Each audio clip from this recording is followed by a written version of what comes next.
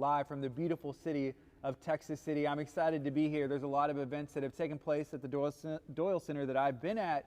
This year it's been a little bit different. There's been some adjusting. I'm sitting here with Nicole Bess with the city of Texas City, where she's going to be sharing about some of the things that are going on even as soon as tomorrow. Nicole, how are you doing? Great, thank you for having me. I'm glad that you had us here as well too. Of course. So usually we broadcast out of Lamarck. Today we're in Texas City, the Doyle Center. What kind of events do y'all normally have here? Oh, we have every kind of event you can think of. We have meetings, weddings, quinceañeras. We can accommodate it all. And it's a really cool building. It is. There's, screens, and it's beautiful. There's a sound system that works, and it's really well.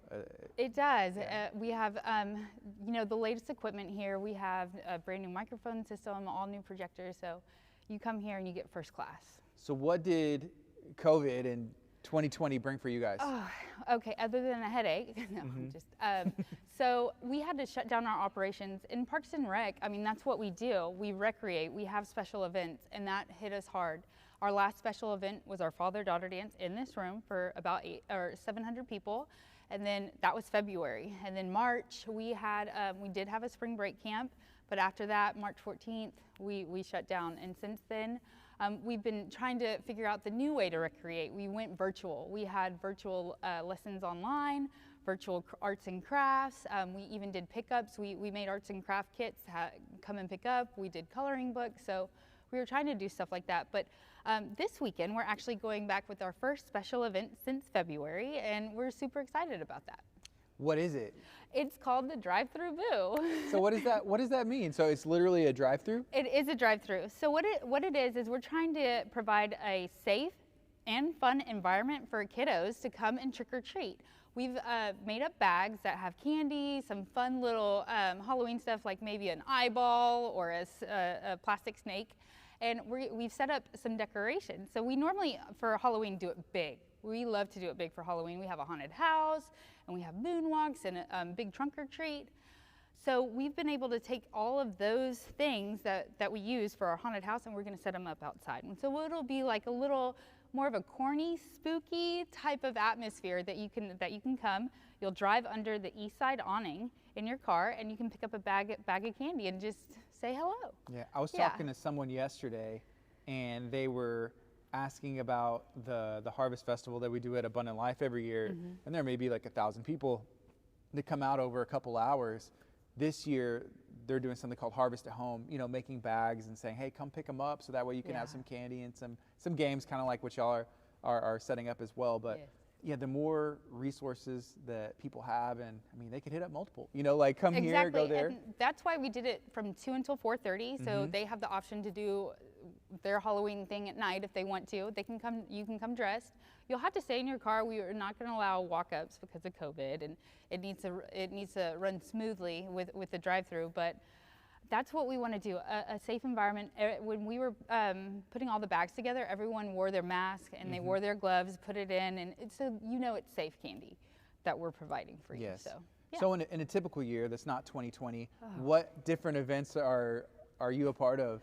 Okay, I try to be a part of everything that's going on. That's what I'm responsible. Part of my responsibilities is special events, and so I help with the art festival that we have here every April. We just celebrated our 20-year anniversary of doing that, and then the art walk on 6th Street. I help out with that. Actually, this month we did our virtual 5K breast cancer awareness run, so it ends tomorrow. We had really great response to that. We normally host it the first Saturday, the 5K out here, and that one actually really touches me because I'm a 2-year survivor myself. So I'm really proud to be a part of that. And then what other events? We have summer basketball. We have our swimming pool that's open that has, we have swim team. We have just so much going on in this city. I'm just very proud to be a part of everything that goes on here. How did you end up down here in Texas City? Where are you from? I am from Missouri City, Texas, Mo City. So I went to college in A&M, and then my degree is in Parks and Rec Management. And after I graduated from college, I actually went to work for Harley Davidson. Cool. Yeah, so I got Do you ride motorcycles? I do ride motorcycles, and I actually, Tony Mancuso, I worked for Mancuso Harley Davidson. He was the first person to give me a ride on a motorcycle, and he held the record for the fastest motorcycle, I think 208 miles per hour or something. So yeah, that was kind of my claim to fame, I guess.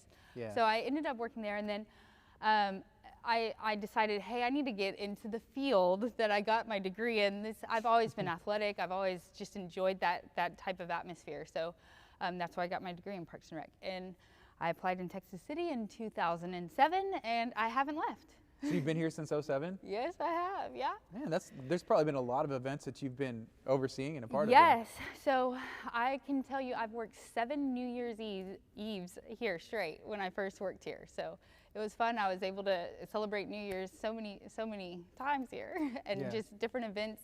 You know, the city really does a lot for its community. And we're always trying to think of new things. And also we have traditional things that we do too. Mm-hmm. Do you ever go to Team Mancuso Power Sports South, Philip Orange over there, and just kind of say, hey, Philip, can we go 200 miles an hour? No, I don't. Maybe I should, so. That's a really cool location. It's right there. It's in Lamar. It's close to our building. It is. Off of 45. But that's really fun. I've never ridden a motorcycle. We talked earlier, and you said you're a hunter as well. I am. I do hunt. So I have a place in East Texas, a lease out there. I just got into it maybe 2 or 3 years ago, and this year I hope to get my first buck. Yeah. We'll see. So you're living that Parks and Rec life for real. I am. And you know, hunting isn't just about the you know, going and you're out in the woods and you're. I mean, the other day I was in the deer stand and I watched a woodpecker for about 2 hours. It was like just so peaceful and calm, and that's what you need in this environment. You need that getaway. So it's been my getaway. Yeah. For sure. Are woodpeckers big? Yes, they are. I was surprised. Like I thought they were going to be small animals. It was pretty big. Yeah. So. Okay. Speaking of a woodpecker, Woody Woodpecker, the cartoon. Do you remember that? So I watched it when I was a kid. I enjoyed it. Okay. So they came out with a Netflix movie that may be one of the worst movies ever. Don't watch it. Sorry, whoever made the movie. Yeah, that's just reminded me of that movie. Okay. And that poor woodpecker, he was so annoying. I just felt, I was just like, man, I do like outdoors, but I'm not a hunter. I don't ride motorcycles, but those are all things that I feel. Bucket list. Yeah, maybe I would be willing to do that, but I'd be more of the sidecar person. Like I'd be on your sidecar, you know, because I'll let somebody who knows what they're doing, and I'll just put a helmet on and be like the Robin to Batman. But but hunting sounds fun. Yeah, it is. It is. You know, is there anything else like that you're into, or something on your bucket list that you're like, hey, motorcycles, hunting for the buck? Is there anything else? Anything else on my bucket list? Like Parks and Rec-ish, I guess. Parks and Rec-ish. I've always wanted to do a triathlon. That's cool. So that's, yes, I actually was able to watch my sister do it in Missouri City. Yeah. And it was pretty intense, but I think I'd like to one day get to that level where I can do that. So tomorrow at Lagomar, at the lagoon, did you see about that? No. They're doing a triathlon. What? At the at the lagoon. So they have a 24 million gallon water lagoon, Crystal Lagoon, right off 545 in Texas City. Which is amazing. Yeah, it's nuts. It's beautiful. But they're going to be doing, it's a triathlon, biking, running, swimming, using that facility over there. So I'd reach out to Well, then they can come down here to the drive-through boo afterwards. They can. They can. It's just like, because it's in the morning, and then just come through 2 o'clock. You're good to go. Yeah, we'd love to see you. Man, what other events do you think Texas City needs to add? What other events do we need to add? So something we used to do when I first got here that I'd like to go back to is we would have teen dances. And so we would have one every other month. And I think, you know, the youth would like that. Maybe if we could get back to that. That'd be great. Especially right now. Like whenever things go back to, to normal, I think people are going to appreciate events more whenever we're able to congregate more. And, and I think that's a great idea. And that's for 2021, we're coming up with those strategies. We want to be able to congregate.